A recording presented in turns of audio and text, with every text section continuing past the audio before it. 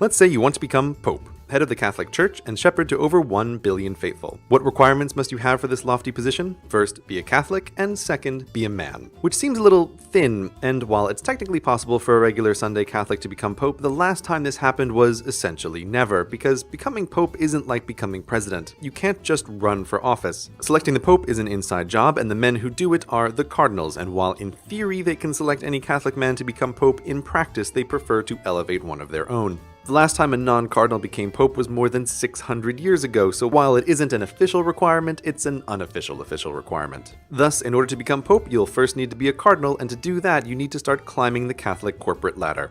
Step 1. Become a priest. Unlike some churches where you can just fill out a form online and poof, ordained, the Catholic Church treats becoming a priest as a real, you need training profession, so you're going to require a lot of education, usually a college degree in Catholic philosophy and then a master's in divinity. In addition to your educational qualifications, you must also be a man, unmarried, and willing to remain celibate. If you meet these requirements and have been working with the church, then you can be officially ordained as a priest, which basically means you get to run a Catholic church or work with another priest who does. But you want to move onward, and to do that, you need to take the job of the man who just made you a priest. Step 2. Become a bishop. Bishops are a much more select group. While there are about 400,000 Catholic priests worldwide, there are only about 5,000 bishops. While priests get churches, bishops get cathedrals, from which they oversee a number of local churches. To advance your career, you must wait for a bishop in your area to be forced into retirement at age 75 or die sooner than that, freeing up space for you. But you can't just apply, because there's already a secret list of potential bishops that's updated every 3 years based on who the current bishops in your area think would make a good replacement for one of their own. To be on that list, in addition to the obvious requirement of being a pious person, you should also be at least 35 years old, have been a priest for at least 5 years, and have a doctorate in theology or equivalent. Assuming you're all these things, your name may or may not be on the secret list. The local bishops then give that list to the Pope's ambassador for your country, known as the Apostolic Nuncio. The Nuncio picks 3 priests from the list, does in-depth research on them, conducts interviews, and selects the one he thinks is best. But it's not over, because the Nuncio sends his report to Vatican City and the Congress of Bishops who work there, reviewing potential appointments from around the world. If the Congress of Bishops doesn't like any of the 3 candidates, they can tell the Nuncio to start over, returning to the list, picking another 3 candidates, doing more research, more interviews, and sending off the results. When the Congress of Bishops is happy with one of the Nuncio's candidates, that name is given to the Pope, who can reject the candidate and start the whole process over. It shouldn't be a surprise that from vacancy to a bishop's replacement can take months and on occasion years. But assuming a bishop in your area retired or died at the right time, and you were on the secret list of good priests, and the Nuncio picked you, and you made it through his interview, and the Congress of Bishops approved you, and the Pope didn't veto you, poof, now you're a bishop. But you're still not on top. The penultimate promotion is step number 3, become a cardinal. Despite the fancy name and snazzy red outfits to match, cardinals are not the bosses of bishops. They are bishops, just with an additional title and additional responsibilities, the most notable of which is electing the new pope. The only way to become a cardinal is to get the current pope to appoint you as one, and of the 5,000 bishops, only about 200 are ever cardinals. But let's say your ambition doesn't go unnoticed by the pope and he makes you a cardinal. Now it's time to play the waiting game for his death or retirement, and with popes, death is vastly more likely. When either happens, the cardinals under the age of 80 are brought to Vatican City, where they are isolated from the outside world, presumably by taking away their cell phones and tablets and carrier pigeons. Once sequestered, the election of a new pope can begin. These elections are never exactly the same because the ex-pope leaves instructions on how he wants his replacements to be picked, but in general it works like this. 4 times a day, the cardinals go to the Sistine Chapel to vote, and to become pope, one of them must get a 2/3 majority. There's a big dose of mustn't be too hasty here, as the cardinals don't just raise their hands or use a modern preferential voting system, but instead write down one name on a piece of paper, stand before the altar, and say a long Latin phrase before officially casting the ballot. Once all the cardinals have done this, the votes are counted and then burned. This is why TV news stations covering the election of pope use super modern HD live streaming cameras to look at a chimney. If the smoke is black, no new pope. The high victory threshold and tediously slow voting process is why it takes so long to elect a pope. It's usually at least 2 weeks of voting, 4 times a day, 6 days a week, with 1 day a week reserved for prayer, but the record length is 3 years. Assuming you eventually win the support of your fellow cardinals, you have one final thing to do before becoming pope. Pick yourself a new name. There's no formal rule, and you can name yourself anything you like, but it's tradition to take the name of a previous pope. Upon the acceptance of your new name, the final ballots are burned clean to make the smoke turn white and announce to the world that a new pope has been selected.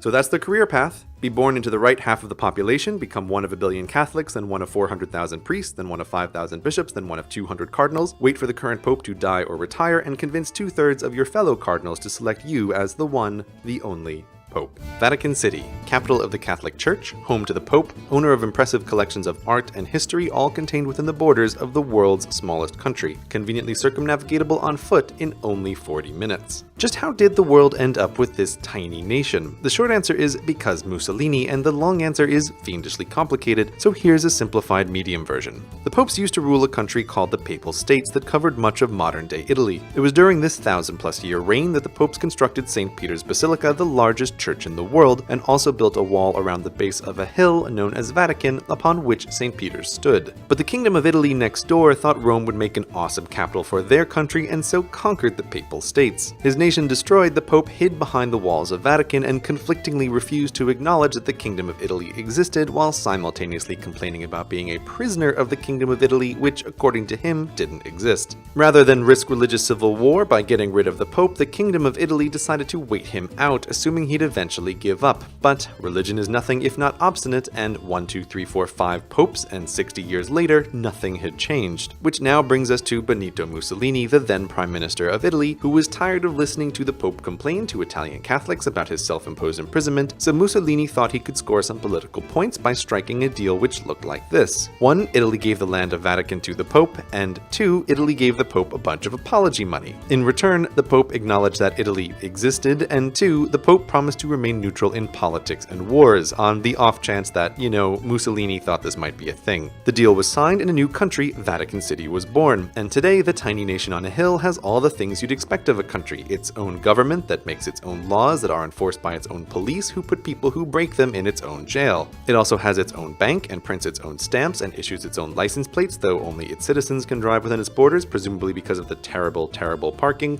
And as the true mark of any self-respecting nation, it has its own top-level domain, .va. But despite all these national trappings, Vatican City is really not like any other country. Hold on to your fancy hat because it's about to get weird. To understand the Vatican, there are 2 people and 2 things you need to know about: the famous Pope, the incredibly confusing Holy See, the country of Vatican City, and along with that, the almost completely unknown King of Vatican City. But first, the Pope, who gets a throne to sit upon and from which he acts as the bishop for all the Catholics in Rome. Actually, all bishops in the Catholic Church get their own thrones, but because the Bishop of Rome is also the Pope, his throne is special and has its own special name: the Holy See. Every time a Pope dies or retires, there is a sort of Game of Thrones to see which of the bishops will next get to occupy the Holy See. So while popes come and go, the throne is eternal, and as such, the name the Holy See not only refers to the throne, but also all the rules that make the Catholic Church the Catholic Church. When Mussolini crafted that aforementioned deal, technically he gave the land of Vatican City to the Holy See, which, believe it or not, is a legal corporate person in international law. Basically, every time you hear the words the Holy See, think Catholic Church Incorporated, of which the Pope is the CEO.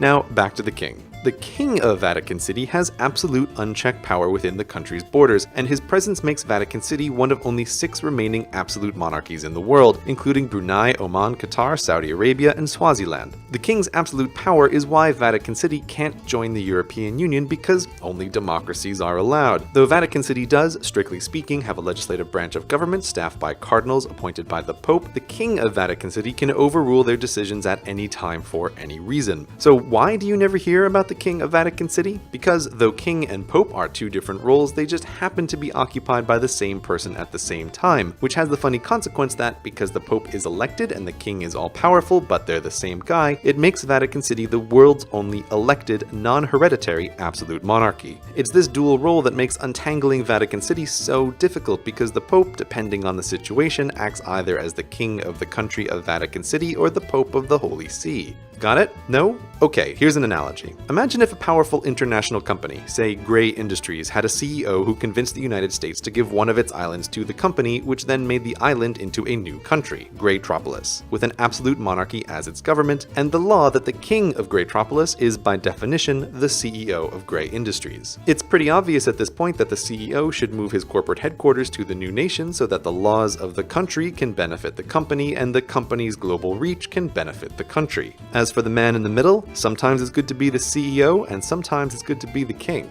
That is essentially Vatican City. But if you're still confused, don't worry, even other countries can't keep it straight. For example, the United Nations has the Holy See, the corporation, as a member, but not Vatican City, the actual country. And the Holy See gives passports to Vatican City citizens that other countries accept, even though those passports come from a company, not a country.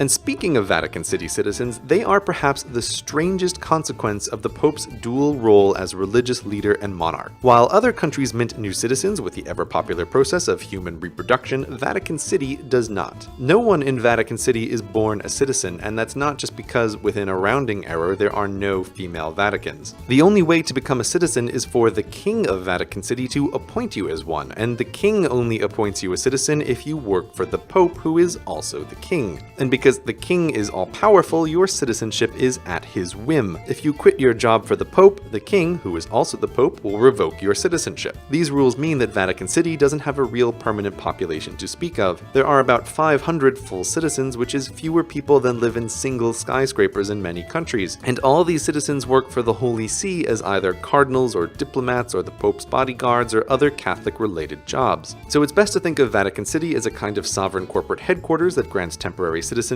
to its managers rather than as a real city-state like Singapore, which has a self-reproducing population of citizens engaged in a variety of economic activities, both of which Vatican City lacks. But in the end, the reason the world cares about Vatican City is not because of the citizens within its walls, but because of the billion members of its church outside of those walls.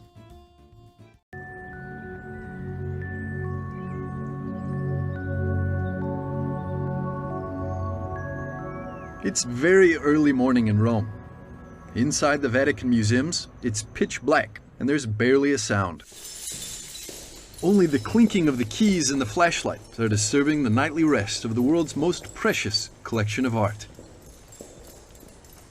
At 5:30 a.m. sharp, the museum wakes up with the opening of door number 1. The name of the early riser who brings the museum to life is Gianni Crea. He's the senior keykeeper of the Vatican museums. Gianni's duty is to coordinate the work of the other keykeepers and ensure that each door has a lock and its own key.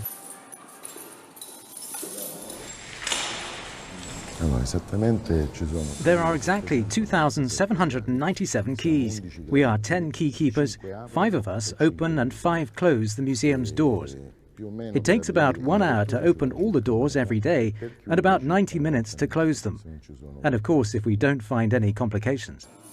At the atrium of the 4 gates, Gianni meets Alessio, selects the right set of keys, and proceeds with his colleague for their daily rounds. As I open the atrium of the 4 gates, I can truly smell the essence of history. And this is such a beautiful sensation that nothing else can give me the same emotion.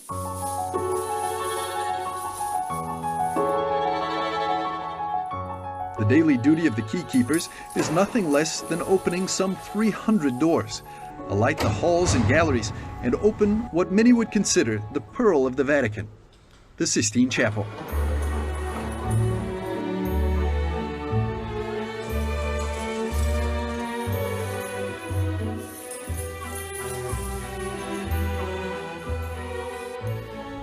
The Vatican museums are about 7.5 kilometers long, and every keykeeper walks about 3.5 kilometers each time at opening and closing time.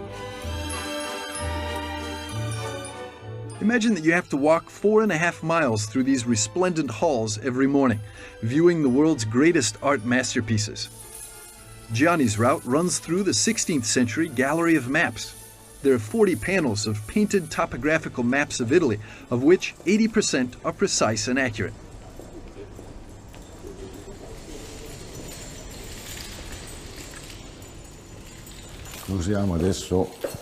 Now we will use one of the smallest keys to turn on the lights inside the Raphael rooms.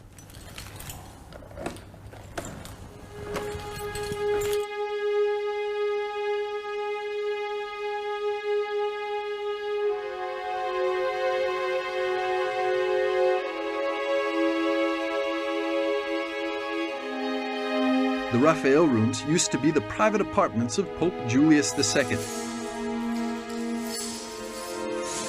Here the 2 colleagues take a short break and enjoy the view of the Belvedere courtyard.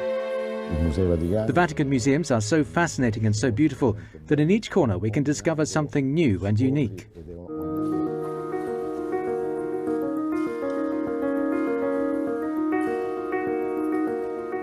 Walking through the rooms, Gianni arrives at the Niccoline Chapel. The frescoes are painted by the famous Florentine artist, Blessed Fra Angelico.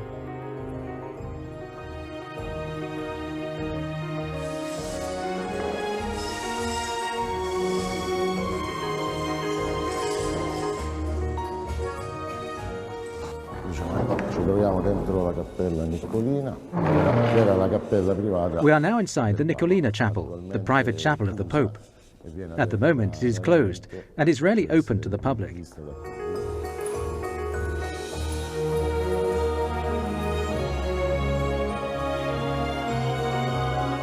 The window links the Vatican museums with the Apostolic Palace, where the Pope holds his private audiences. Gianni has been a keykeeper of the Vatican museums for nearly 16 years. He carries a register and a sealed envelope. This envelope contains the key to the Sistine Chapel. But when it comes to opening the Sistine Chapel, every day he's filled with the same awe that he felt the very first time.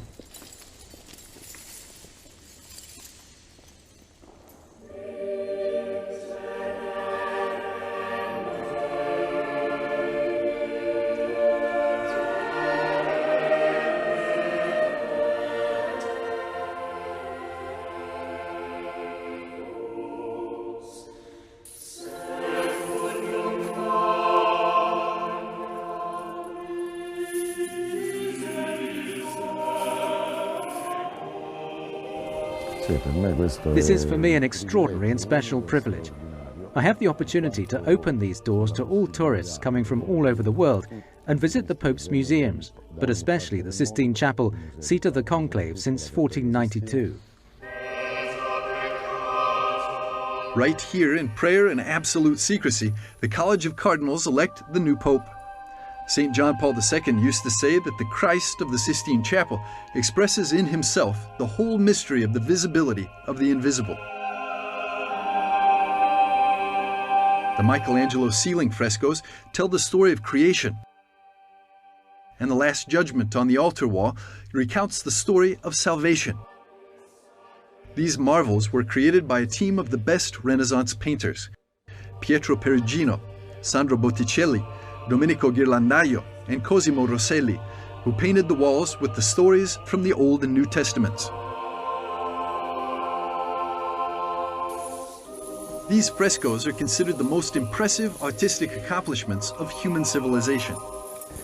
The itinerary we did is unique and extraordinary because each door and each key has its own charm and secret that it reveals to the world. It's already 8 a.m., the official opening time of the Vatican Museums. The last hall on Gianni's route is the Gallery of Statues.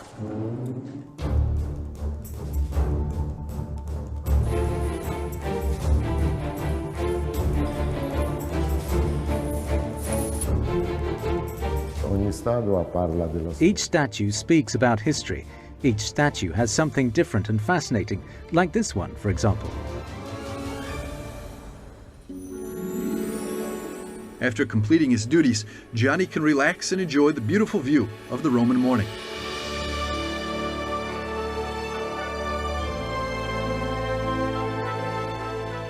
This one is one of the most beautiful spots of the Vatican museums. This is the Ladder of Bramante, the Scala del Bramante, where we can view the entire panorama of Rome.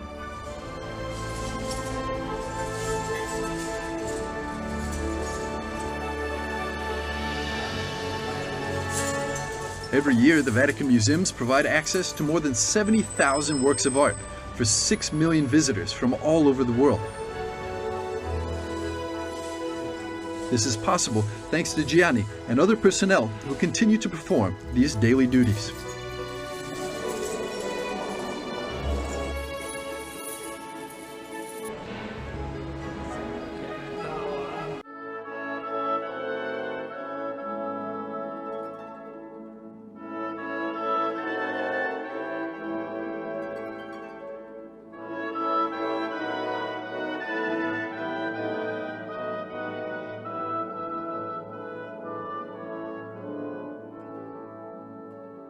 In the city of Rome, land of martyrs and popes, stands the Vatican City, the pulsating heart of Catholicism. Along the course of the centuries, popes and cardinals have safeguarded thousands of works of art within the papal walls. Today, these treasures compose one of the most important collections in the world, the Vatican Museums. With a surface area of 40,000 square meters, 7 kilometers of galleries, and 11,000 rooms, the Pontifical Museums offer the visitor a 360-degree view of the history of humanity. Greco-Roman art, Etruscan and Egyptian pieces, passing through the Renaissance to reach modern and contemporary art. What the 6 million yearly visitors who pass through the museums don't know is that underneath its galleries, a group of 60 restorers, together with specialists from the entire world, are working to protect these priceless works of art.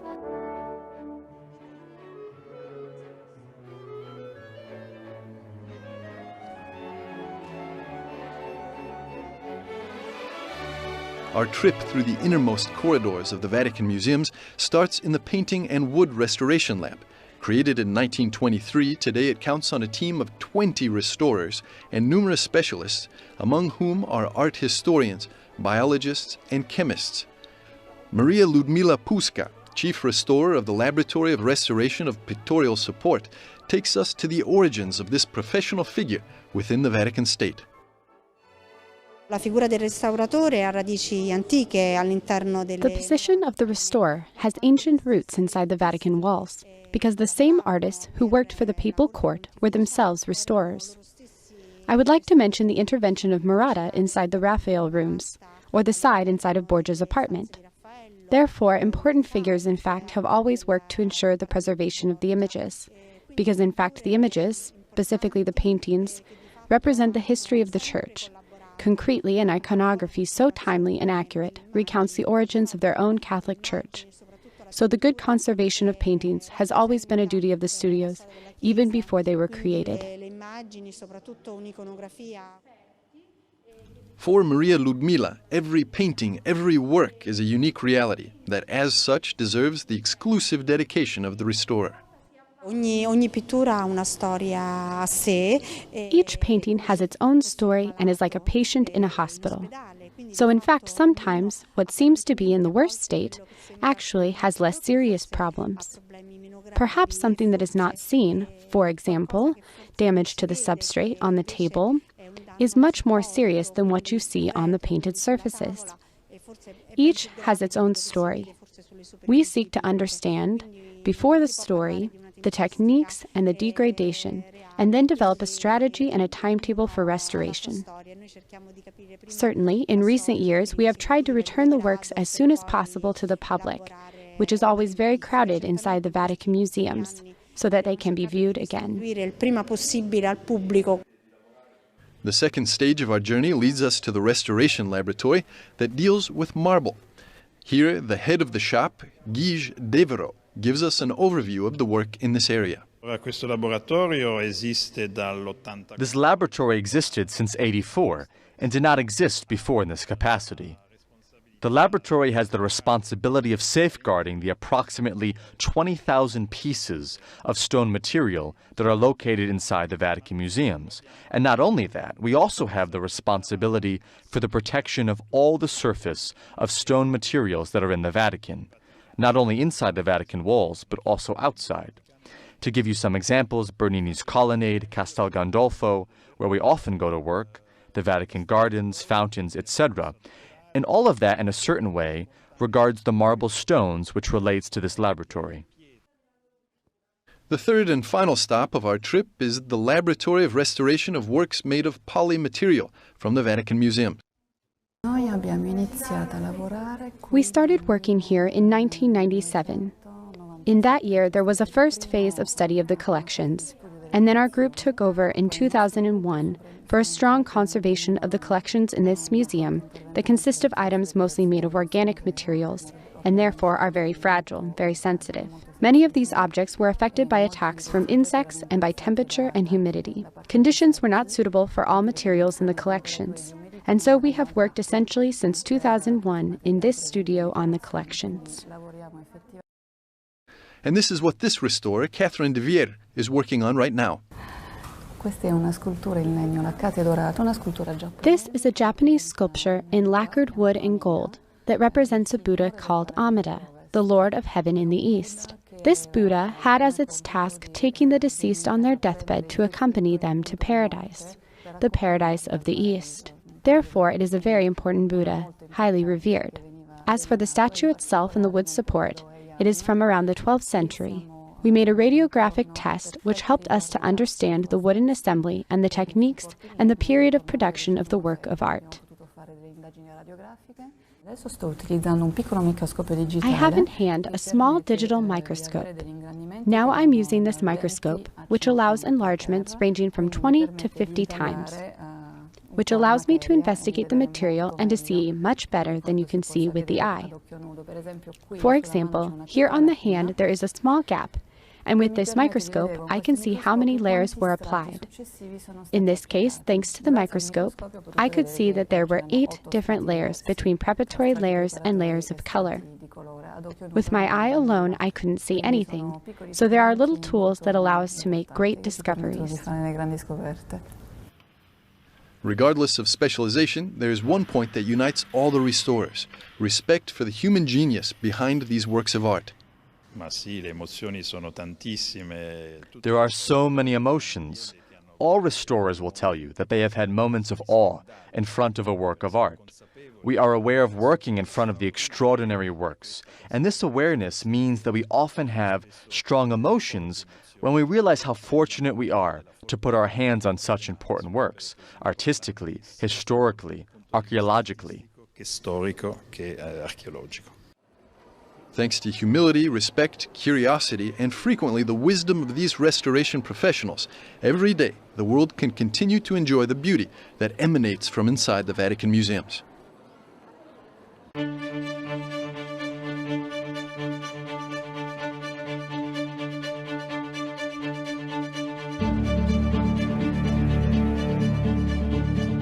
The Vatican museums are one of the largest museum complexes in the world.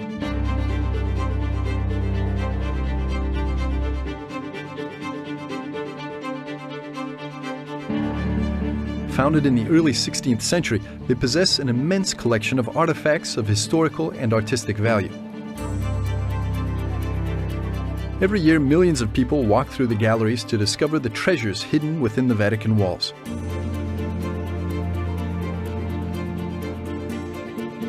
Perhaps less known is the Vatican Library. Formally established in 1475, it's considered one of the oldest libraries in the world. It contains around 75,000 codices and 1.1 million printed books, of which 8,500 are early editions printed before 1501. While the Vatican museums are open and anyone can visit them, the library is reserved only to accredited scholars. On Thursday, the 16th of March, the Vatican Museums presented the 4th volume in the series of books on the history of the Vatican's Apostolic Library. The volume was curated by Barbara Jatta, who was chosen because of her experience as an art historian and in the graphic arts. This volume is part of a major project that the prefect of the Vatican Library, Monsignor Cesare Pasini, wanted and started 6 years ago. Every 2 years, a book on each century of the history of the Vatican Library is going out. It is a series of 7 volumes that illustrates the history of the Vatican Apostolic Library, from the mid-15th century to the present day. And this volume really wants to focus on the artistical collections. So not only the Museo Sacro and the Museo Profano of the library, the first museums established as a museums, not as a collection of statues, but as real museums within the Vatican walls, but also the numismatic collection, the prints and drawings collections, and also the epigraphic collection. The Vatican Library and the Vatican Museums have always closely collaborated, and these volumes shed more light on this relationship, given that they also include the history of the papacy in that particular period, when new museums and galleries were being established. Every book is curated by a single person that coordinates several scholars. I am now past in the Vatican Museum. So the next books will be curated and coordinated by other scholars that have been already established. So I will be part probably with some essays, but not as a curator anymore. And this makes sense because Barbara Giatta now has much bigger responsibilities. Last January, Pope Francis tasked her with a new mission. She's now at the head of the Vatican Museums, the first woman ever to hold the position since the museums were created. In a recent interview with EWTN, the new director shared her thoughts about this appointment. The first impression was really surprise. I was not expecting it. It makes me feel conscious of the importance of the task, that's for sure. This new female leadership is already bearing fruit at the Vatican Museums. And now, just this morning, they took me the report of the first 2 months, because we are the 1st of March today, and the first 2 months we have an increase of 18,000 people in the 2 months, comparing to the other years. So we will have more than 6 million in this year, hopefully. This ever-increasing number of visitors demonstrates that the popularity of sacred art is growing, and that modern culture is greatly interested in the mission of the museums, which is to store art and evangelize through beauty.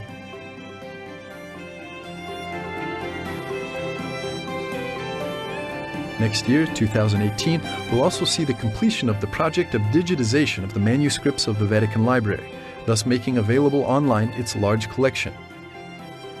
Following the mission of the Vatican Museums, the library wants to enlighten the world with the wisdom it stores inside the Vatican walls.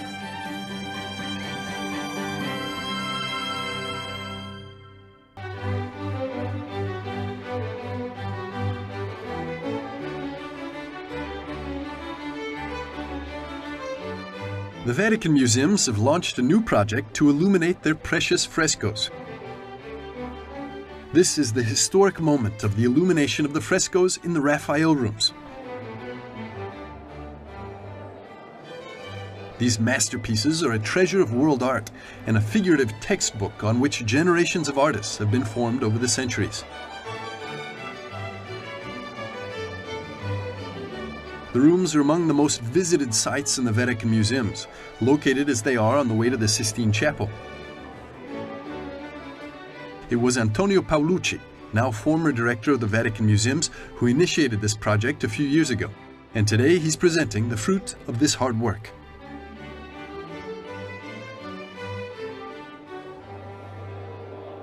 In 3 years, we've managed to give new lighting to both the Sistine Chapel and Raphael rooms.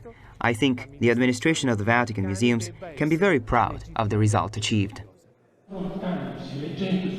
Carlo Bogani, Executive Project Director at Osram Italia, the company which realized the project, says that it's been a long but very successful story. It's involved many different entities and experts to study and identify the right mix of color and the right spectrum needed to put the frescoes in a better light. Yes, the new light consists in a high level technology which incorporate LED, which incorporate specific optics, which bring a great uniformity on the frescoes, and based on the color reproduction index, high color reproduction index, which is quite similar to the sun. The aim was to imitate sunlight as close as possible so that visitors during the evening hours can enjoy the frescoes in their full glory. We arrive at a value of about 98, and with this high color reproduction index, together with the high uniformity, the spectator can see really the Raffaello's rooms, the Raffaello painting in a new life, in a new light. And this allows to check all the details, shape the pictures, and to understand exactly the meaning of the fresco. Following the visitor's path, the first room is the Hall of Constantine, not accessible now due to renovation work. The second coming up is the room of Heliodorus, with the scenes of the encounter of Leo the Great with Attila, and the expulsion of Heliodorus, and the Eucharistic miracle of Bolsena, and liberation of St. Peter. In this latter scene in particular, Raphael worked masterfully with the light, creating an extraordinary three-dimensional effect. The presentation to launch the project took place in the third room, the room of the Signatura. Here the visitor can find a scene depicting the disputation over the Most Holy Sacrament. In the center, there's the Holy Sacrament uniting the Church in heaven with the Church on earth, and the proof that during Mass there are no boundaries between paradise and earth.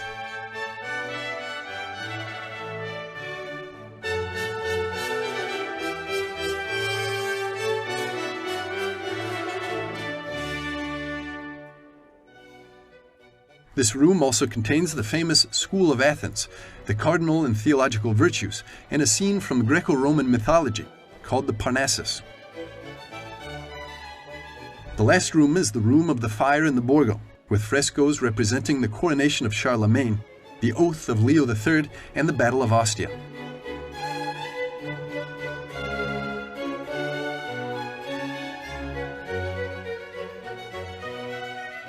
The scene of the fire in the Borgo depicts an event that really happened and is recorded in Vatican documents. According to these, in the year 847, a big fire broke out in front of St. Peter's Basilica, and through his blessing alone, Pope Leo IV miraculously extinguished it, saving the people and the Church.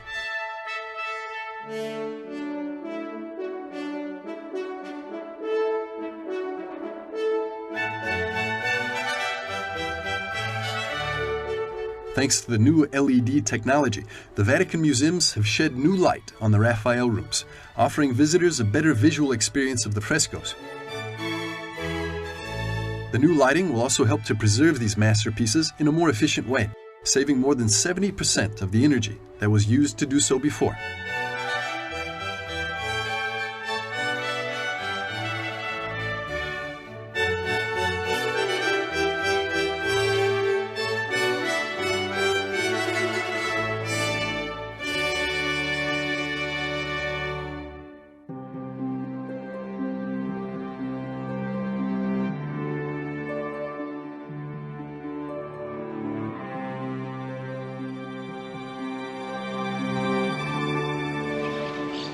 The Vatican's secret archives have captured people's imagination for centuries, not just on account of their particular history, but also as a result of the stories and conspiracy theories that have been dedicated to them in film and literature alike.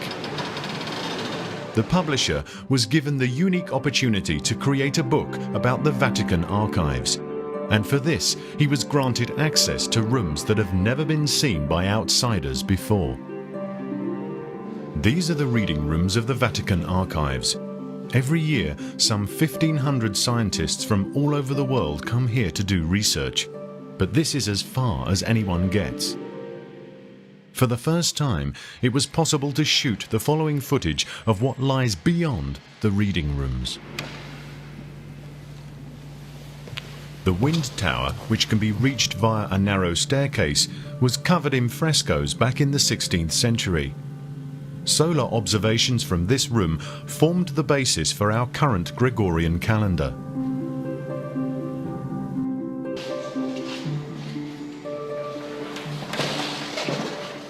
The so-called diplomatic floor came about 1 century later, as per the instructions of Pope Alexander VII.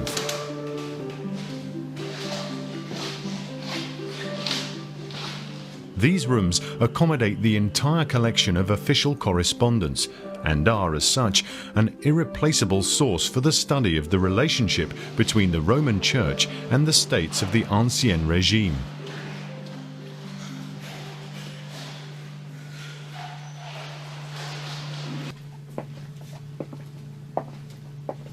These are the lofts above the west wing of the Cortile del Belvedere. This endless long hall came about under Pope Pius XI and houses, among others, documents of the Dataria Apostolica and the audiences of the prefecture's archives of the Papal Room.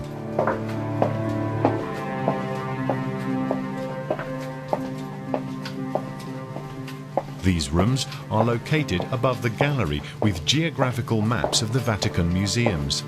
The shelves have a total length of 13 kilometers.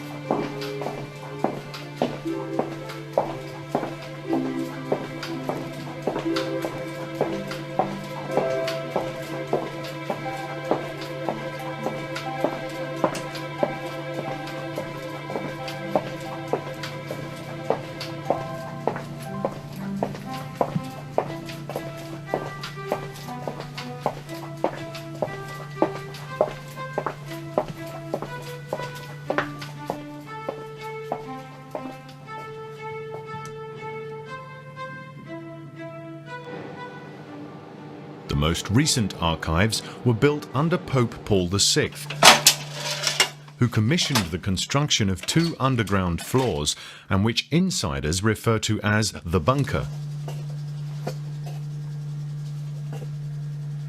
43 kilometers of shelves contain documents of the Curia, the councils, the Congregation of the Rites, and the modern section of the State Secretariat. The documents of royal families, including Borghese or Raspoli, are kept here.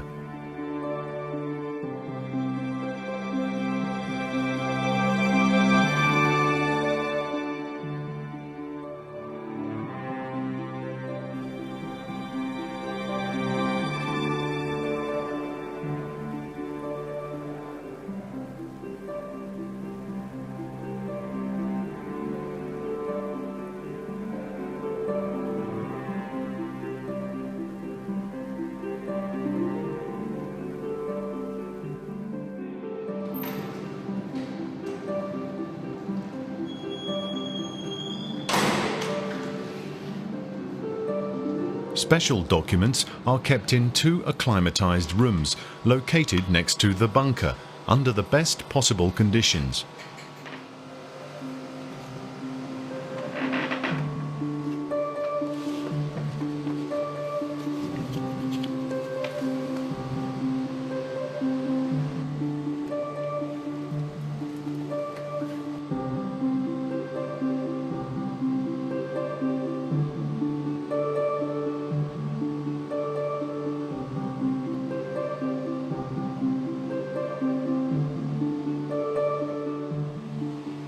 Unique historical documents include the letter from English noblemen about Henry VIII's divorce, which lay at the root of the Anglican Church breaking away. There's also an Edict of Worms with a signature of Emperor Charles, and many other important documents with original wax seals. The book has been printed in Italian, English, French and Dutch on the initiative of Monsignor Pagano, the prefect of the Archivio Segreto Vaticano. It was he who, by means of this book, wanted to open up the archives and its collection of documents to the public at large. Abbiamo dato a un editore molto affidabile, che si è dimostrato poi tale anche dal frutto del libro che abbiamo davanti, la possibilità di fare quasi entrare in una visita virtuale il lettore comune, il lettore interessato alla storia nell'Archivio Segreto Vaticano. Questo è il motivo principale per anche togliere certe ipotesi di gialli che si alternano anche oggi nella letteratura sull'archivio e fare vedere l'archivio nella sua realtà. Abbiamo qui un libro dal tenore scientifico molto bene illustrato sia negli ambienti sia nei documenti e per la prima volta abbiamo introdotto il lettore in una guida all'Archivio Vaticano.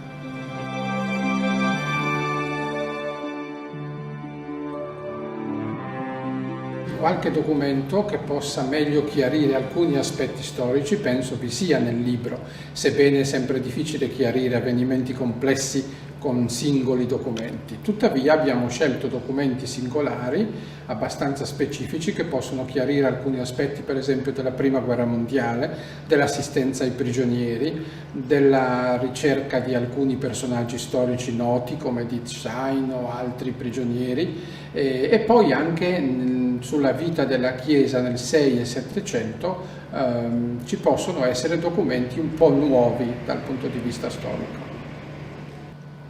Noi archivisti di solito troviamo tutti i documenti ugualmente importanti, è difficile scegliere il più importante, tuttavia in questo libro ve ne sono tanti importanti.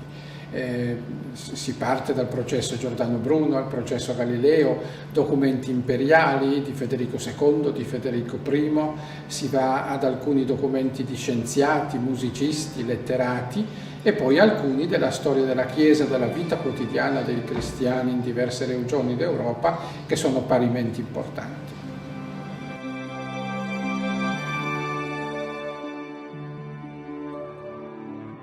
Il risultato è ottimo sia nelle immagini, molto apprezzabili, questo lo si può vedere, sia nell'impaginazione, nella resa del libro e poi anche nelle schede scientifiche che accompagnano centinaia di documenti, quindi siamo molto soddisfatti.